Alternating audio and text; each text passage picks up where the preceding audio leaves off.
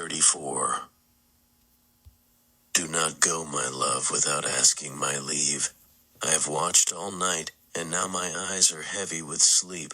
I fear lest I lose you when I am sleeping. Do not go, my love, without asking my leave. I start up and stretch my hands to touch you. I ask myself, is it a dream?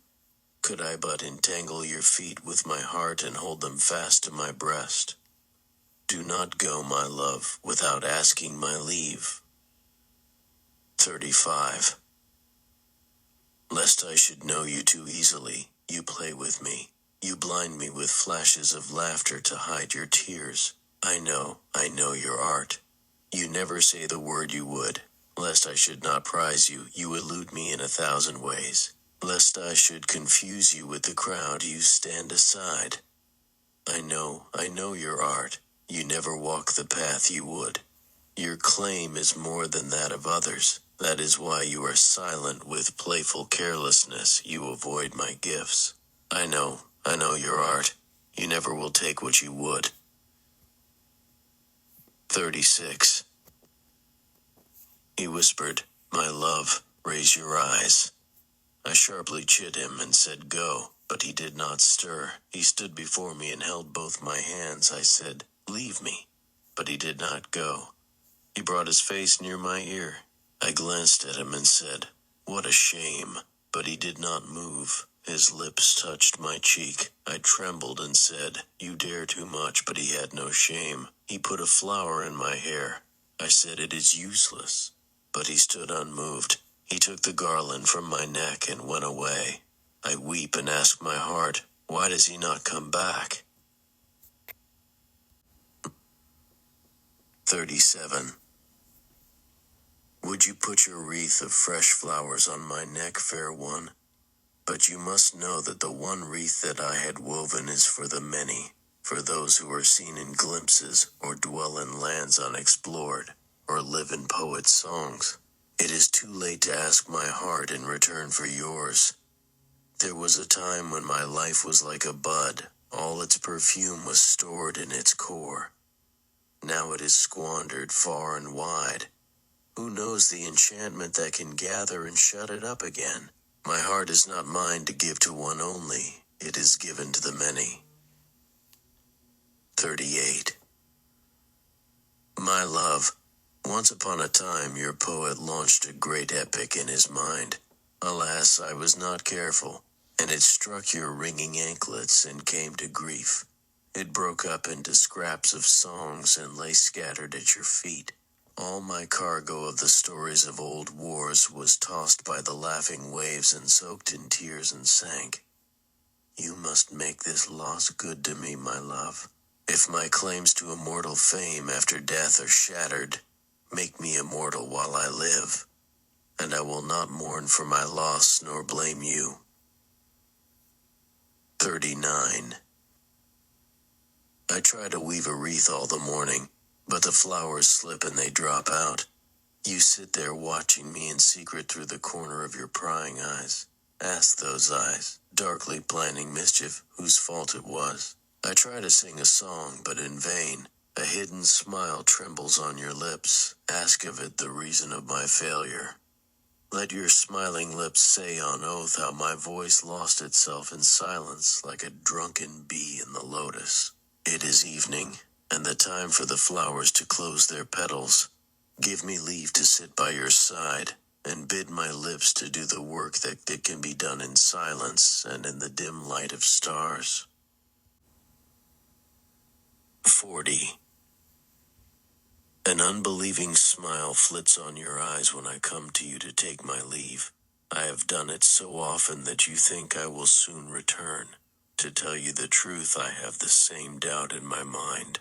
For the spring days come again time after time. The full moon takes leave and comes on another visit. The flowers come again and blush upon their branches year after year, and it is likely that I take my leave only to come to you again. But keep the illusion a while. Do not send it away with ungentle haste. When I say I leave you for all time, accept it as true, and let a mist of tears for one moment deepen the dark rim of your eyes. Then smile as archly as you like when I come again. 41. I long to speak the deepest words I have to say to you, but I dare not for fear you should laugh. That is why I laugh at myself and shatter my secret in jest. I make light of my pain, afraid you should do so. I long to tell you the truest words I have to say to you, but I dare not, being afraid that you would not believe them. That is why I disguise them in untruth, saying the contrary of what I mean. I make my pain appear absurd, afraid that you should do so. I long to use the most precious words I have for you, but I dare not, fearing I should not be paid with like value. That is why I gave you hard names and boast of my callous strength. I hurt you, for fear you should never know any pain. I long to sit silent by you, but I dare not lest my heart come out at my lips. That is why I prattle and chatter lightly and hide my heart behind words. I rudely handle my pain, for fear you should do so. I long to go away from your side, but I dare not, for fear my cowardice should become known to you. That is why I hold my head high and carelessly come into your presence. Constant thrusts from your eyes keep my pain fresh forever. 42. Oh, mad, superbly drunk, if you kick open your doors and play the fool in public, if you empty your bag in a night and snap your fingers at prudence, if you walk in curious paths and play with useless things, reck not rhyme or reason, if unfurling your sails before the storm you snap the rudder in two, then I will follow you, comrade, and be drunken, and go to the dogs. I have wasted my days and nights in the company of steady, wise neighbors. Much knowing has turned my hair gray, and much watching has made my sight dim. For years I have gathered and heaped up scraps and fragments of things, crush them and dance upon them, and scatter them all to the winds.